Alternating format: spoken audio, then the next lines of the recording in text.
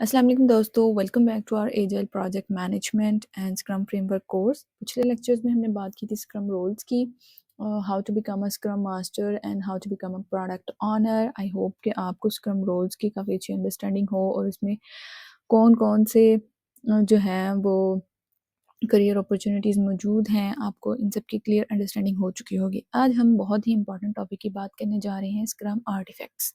Scrum framework के अंदर scrum artifacts हैं जो कि बहुत ज़्यादा इंपॉर्टेंट है, जो कि स्क्रम को इम्प्लीमेंट करने में बहुत ज़्यादा हेल्पफुल होते हैं। ये स्क्रम की फाउंडेशन प्रोवाइड करते हैं। Okay, so let's see what are scrum artifacts. So Scrum artifacts क्या हैं? Scrum artifacts are core information based items in the Scrum framework that provide transparency into the product, work and progress. It enables the teams and stakeholders to inspect and adapt, ensuring focus on delivering value. So in essence, Scrum artifacts क्या हैं? Scrum artifacts information based items हैं जो कि information provide करती हैं stake holders और team members को, जिससे टीम के अंदर जो है वो ट्रांसपेरेंसी आ जाती है। हर जो जितने भी लोग हैं जो कि प्रोडक्ट बिल्डिंग के अंदर इन्वॉल्व हैं, वो टीम की प्रोग्रेस को रियल टाइम में जो है वो ट्रैक कर सकते हैं। वो ये देख सकते हैं कौन सा वर्क कंप्लीट हो चुका है, कौन सा वर्क प्रोग्रेस के अंदर है, कौन सा वर्क इन टू डू है, जिससे इंस्पेक्शन होती है। जब इंस्पेक्शन होगी तो वहाँ से हमें प्रॉब्लम्स का भी पता चलेगा, हमें प्रोग्रेस का भी पता चलेगा और हम जो है हमें अपने प्रोसेसेस की वीकनेसेस का और स्ट्रेंथ्स का पता चलेगा, जिससे जो है जब इंस्पेक्ट करेंगे तो फिर हम वहाँ से फीडबैक हासिल करेंगे और वहाँ से जो है फिर हम अडॉप्ट करेंगे, जिससे जो है वो टीम जो है वो कंटिन्यूसली वैल्यू को डिलीवर कर सकती है। ओके, सो इन स्क्रम आर्टिफैक्ट्स कौन कौन से हैं? सो हमारे पास 3 स्क्रम आर्टिफैक्ट्स है, product backlog, sprint backlog and increment. So ये हमारे 3 आर्टिफैक्ट्स हैं और इन स्क्रम आर्टिफैक्ट्स का मेन पर्पस क्या होता है? ये प्रोवाइड करते हैं clarity into the product vision.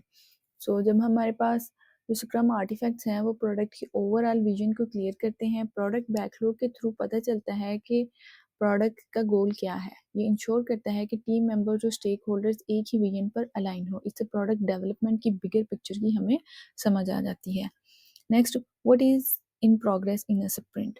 सो जो हमारे पास आर्टिफैक्ट्स हैं जो कि हमने अभी 3 देखे हैं, इनसे क्या होगा, जैसे कि हम स्प्रिंट बैकलॉग की बात करते हैं तो ये क्लियरली दिखाता है कि स्प्रिंट के अंदर कौन सा काम चल रहा है।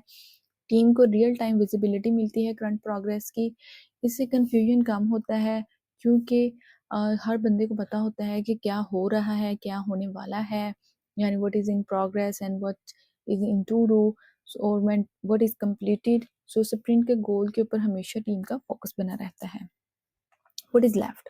सो स्क्रीम आर्टिफैक्ट्स ये भी शो करते हैं कि कौन सा काम जो है वो अभी इन टू डू है। रिमेनिंग जैसे कि बैकलॉग आइटम्स या स्प्रिंट बैकलॉग आइटम्स से फ्यूचर वर्क का आइडिया मिल जाता है। टीम इजीली ट्रैक कर पाती है कि हमारे पास कौन से पेंडिंग टास्क हैं। इससे प्लानिंग और प्रायोरिटाइजेशन में काफ़ी ज़्यादा बेहतरी आ जाती है।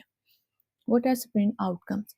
सो स्प्रिंट जो सॉरी स्क्रम आर्टिफैक्ट्स हैं वो, जैसे कि हमारे पास इंक्रीमेंट एक स्क्रम आर्टिफैक्ट है, उससे हमें पता चलता है कि हमारे जो स्प्रिंट है उसकी क्या एक्चुअल आउटपुट है, उसको हम स्टेक होल्डर्स को शो कर पाते हैं।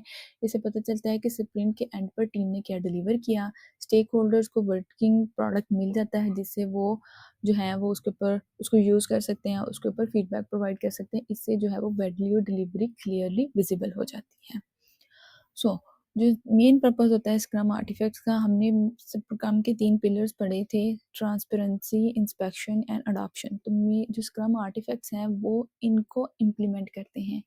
हमने भी देखा कि स्क्रम स्प्रिंट बैकलॉग है, स्प्रिंट या प्रोडक्ट बैकलॉग है या इंक्रीमेंट है, अगर इनकी बात की जाए तो जब ये क्लियरली विजिबल होते हैं जिससे ट्रांसपेरेंसी आती है। जब हमारे पास ये विजिबल होंगे तो टीम इसको इंस्पेक्ट कर पाएगी। जब इंस्पेक्ट कर पाएगी तो उससे क्या होगा, हम अपने प्रॉब्लम्स को आइडेंटिफाई कर पाएंगे, एरियाज ऑफ इम्प्रूवमेंट को आइडेंटिफाई कर पाएंगे। अगर हम स्ट्रेंथ्स को आइडेंटिफाई कर पाएंगे तो टीम जो है वो सक्सेस को सेलिब्रेट कर पाएगी। जब हम इन चीज़ों को आइडेंटिफाई कर पाएंगे, जब हम उनको जो है फिर अगर हम उनका सोल्यूशन भी तो फाइंड आउट करेंगे ना, जब हमारे पास प्रॉब्लम होगी तो उससे क्या होगा, उन सोल्यूशंस को जब हम इम्प्लीमेंट करेंगे तो उससे अडॉप्शन आएगी।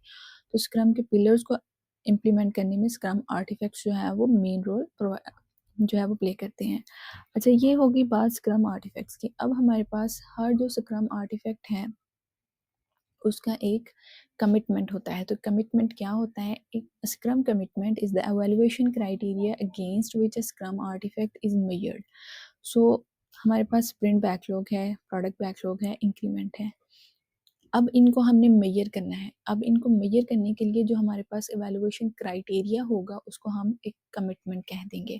सो second commitment improve transparency and enhance and agile scrum developers focus as the project progress. जब उनको पता होगा कि हमारे पास जो भी आर्टिफैक्ट है, अगर हमारे पास स्प्रिंट बैकलॉग है, प्रोडक्ट बैकलॉग है या इंक्रीमेंट है, उसको मेजर करने के लिए एक क्राइटेरिया है। जब उनको उस क्राइटेरिया का पता होगा तो उनका जो फोकस है हमेशा उस क्राइटेरिया को अचीव करने पर होगा।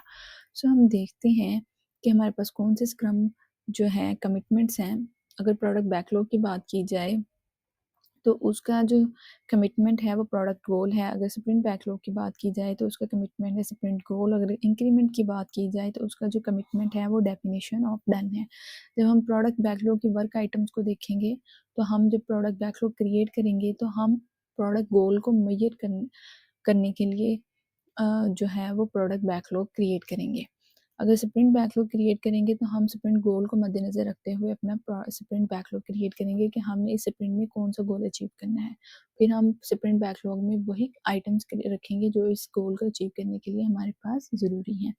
अगर इंक्रीमेंट की बात की जाए तो डेफिनेशन ऑफ डन उसका क्राइटेरिया होगा।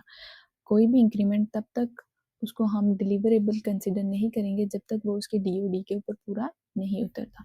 तो ये है हमारे पास 3 कमिटमेंट्स। लेकिन इनका पर्पस क्या है उसको हम थोड़ा सा जो है वो डिटेल में देख लेते हैं कि why do we need scrum commitment. So सबसे पहले बात करते हैं ट्रांसपेरेंसी।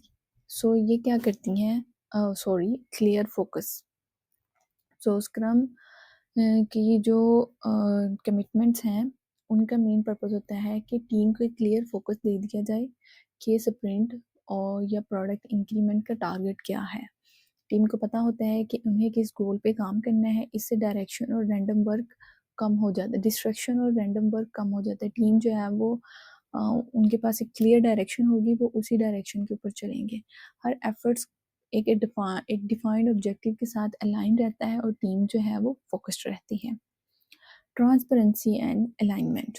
सो क्या होगा, स्क्रम कमिटमेंट्स सबके लिए एक एक्सपेक्टेशन को क्लियर कर देता है कि आपके पास जो भी वर्क है उसकी क्या एक्सपेक्टेशंस है, आपसे क्या एक्सपेक्ट किया जा रहा है। सो टीम और स्टेक होल्डर्स दोनों को पता होता है कि उन्होंने क्या अचीव करना है। इससे मिसअंडरस्टैंडिंग्स क्रिएट नहीं होती, कन्फ्यूजन क्रिएट नहीं, ओवरऑल अलाइनमेंट और ट्रस्ट इंप्रूव होता है। Better inspection and tracking. Commitment के बिना प्रोग्रेस मेजर करना बहुत ज़्यादा मुश्किल हो जाता है। स्क्रम कमिटमेंट्स एक रेफरेंस के पॉइंट के तौर पर काम करते हैं जो सबके लिए इक्वल होता है, वो सबके लिए जो है वो चेंज नहीं होता। टीम इजीली देख सकती है कि गोल की तरफ प्रोग्रेस जा रही है या नहीं जा रही, वो अपना गोल अचीव कर पाएंगे कि नहीं कर पाएंगे, तो आके वो अपनी डायरेक्शन को इम्प्रूव कर सके। ये कंटिन्यूस इम्प्रूवमेंट को सपोर्ट करता है। Accountability and ownership. Scrum commitments team में ओनरशिप और रिस्पॉन्सिबिलिटी क्रिएट करती है। जब टीम को पता होता है उनसे क्या एक्सपेक्टेशन की जा रही है, जब वो किसी चीज़ को कमिट करते हैं तो उससे वो ओनरशिप लेते हैं अपने वर्क की। टीम अपने काम के अपने किए गए कमिटमेंट को सीरियस तौर पर लेती है, उससे डिसिप्लिन और प्रोफेशनलिज्म इंक्रीज होता है। टीम ज़्यादा मोटिवेटेड होती है गोल को अचीव करने के लिए। तो ये था एक जनरल सा ओवरव्यू स्क्रम आर्टिफैक्ट्स का और स्क्रम कमिटमेंट्स का। सो नेक्स्ट लेक्चर में हम जो 3 स्क्रम आर्टिफैक्ट्स हैं, प्रोडक्ट बैकलॉग, स्प्रिंट बैकलॉग और इंक्रीमेंट और इनके जो 3 कमिटमेंट हैं उनको डिटेल में स्टडी करेंगे। सो मिलते हैं नेक्स्ट लेक्चर में, तब तक के लिए अल्लाह हाफिज़।